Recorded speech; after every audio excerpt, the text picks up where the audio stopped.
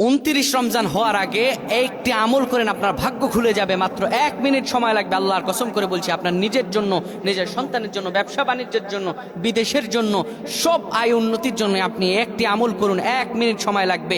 আপনি আমল না করেও সওয়াব পাবেন। যুবক, এই ভিডিও পাওয়ার সাথে সাথে তুমি শেয়ার করে দিবা, আমল না করেও সওয়াব পাবা। কিভাবে? এই আমলটা যদি তোমার শেয়ারের দ্বারা অন্য কেউ শুনতে পায়, তাহলে তুমি সওয়াব পেয়ে যাবা। তার আমলের সওয়াব তোমার আল্লাহ রাব্বুল আলামিন আমল নামায় দিয়ে দিবেন। সুতরাং এই আমল আল্লাহর খাস নাম, খাস নামের আমল। আপনি যদি 29 রমজান হওয়ার আগে এই আমলটি করতে পারেন, আল্লাহ রাব্বুল আলামিন ভাগ্য খুলে দেবেন। কিভাবে আমলটি করবেন আমি বলে দিচ্ছি। প্রিয় ভাইরা আমার, ইশারের সালাত আদায় করবেন। তারাবির নামাজ আদায় করার পরে সুন্দর করে আপনি ওযু বানায় নেবেন। ওযু বানানোর পরে আপনি ঘরের ভিতরে ঢুকে যাবেন। সুন্দর বিছানায় আপনি বসে যাবেন।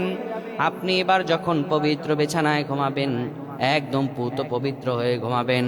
ঘুমানোর আগে হাতের করগুনে আপনি 100 বার পড়বেন ইয়া মালিকু,